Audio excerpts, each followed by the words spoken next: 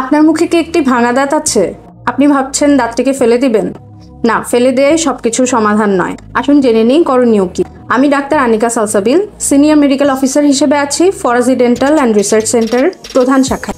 প্রথমেই জেনে নিই দাঁত কি কি কারণে ভাঙতে পারে।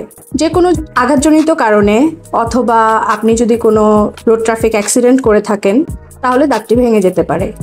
এছাড়াও শক্ত কোনো জিনিস যেমন হাড়, নারকেল, আখ অথবা পেয়ারার বিচি খেতে যেও কিন্তু অনেক সময় দাঁত ভেঙে যায়। তো সেক্ষেত্রে আপনার যদি এই ধরনের কোনো দাঁত ভেঙে থাকে, আপনাকে প্রথমেই একজন ডেন্টাল সার্জনের শরণাপন্ন হতে হবে। আপনার ডেন্টিস্টই কিন্তু একমাত্র দাঁতটিকে এক্সামিন করে বলতে পারবে যে আপনার দাঁতটিকে কি প্রতিস্থাপন করা সম্ভব নাকি দাঁতটিকে ফেলে দিতে হবে।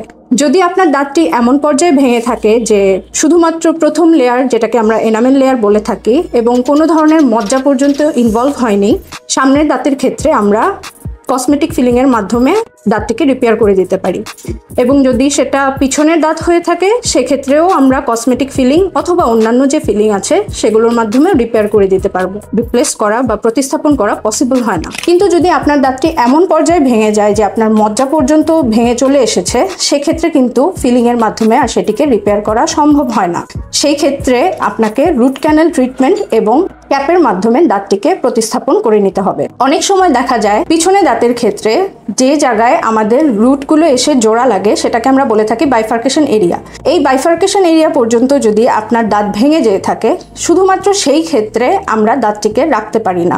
তখন আমরা এক্সরে নিয়ে দেখে আপনাকে কনফার্ম বলতে পারবো যে আপনার দাঁতটিকে রাখা যাচ্ছে না, এবং সেই ক্ষেত্রেই শুধুমাত্র আপনার এই দাঁতটিকে ফেলে দেওয়ার প্রয়োজন হতে পারে। কিন্তু দাঁতটিকে ফেলে দেওয়া মানেই কিন্তু ট্রিটমেন্ট শেষ হয়ে যাওয়া না। অবশ্যই সেই জায়গায় আপনাকে দাঁতটাকে প্রতিস্থাপন করে নিতে হবে, ইদার ইমপ্ল্যান্টের মাধ্যমে অথবা পাশের দাঁতের সাপোর্ট নিয়ে রুট ক্যানেল এবং ব্রিজের মাধ্যমে। আবার অনেক সময় দেখা যায় আপনার অনেক দিন যাবত একটি গ্রসলি ক্যারিয়াস দাঁত আছে, অনেক বড় ক্যাভিটিওয়ালা একটি দাঁত আছে, এবং সেটি মুখের ভেতর থাকতে থাকতে অনেকটুকুই ভেঙে গিয়েছে। যদি সেই ভাঙা অংশটা এমন পর্যায়ে হয় যে সেটিকে আবার পুনরায় রিপেয়ার করা পসিবল, সেক্ষেত্রেও কিন্তু আমরা অনেক সময় রুট ক্যানেল ট্রিটমেন্ট এবং ক্যাপের মাধ্যমে দাঁতটিকে রিপেয়ার করে দিতে পারি। কিন্তু যদি এমন অবস্থা হয় যে আপনার ক্রাউন পোর্শন, যেই অংশটুকু আমরা মুখের ভিতর দেখতে পাই, একেবারেই সেই অংশটা নেই এবং আপনার দাঁতের গোড়াগুলো আলাদাভাবে দেখা যাচ্ছে, শুধুমাত্র সেই পজিশনে গেলেই কিন্তু আমরা দাঁতটিকে ফেলে দেওয়ার পরামর্শ দিয়ে থাকি। এবং সেই ক্ষেত্রেও আমরা দাঁতটিকে ফেলে দিয়ে ইমপ্ল্যান্ট অথবা রুট ক্যানেল ব্রিজ করে দাঁতটিকে আবার পুনরায় প্রতিস্থাপন করার কথা পরামর্শ দিয়ে থাকি। অসংখ্য ধন্যবাদ সবাইকে। আপনাদের যদি দাঁত সম্পর্কিত যে কোনো ধরনের প্রশ্ন থাকে আপনারা কমেন্টে জানাতে পারেন, আমরা অবশ্যই রিপ্লাই দেওয়ার চেষ্টা করব।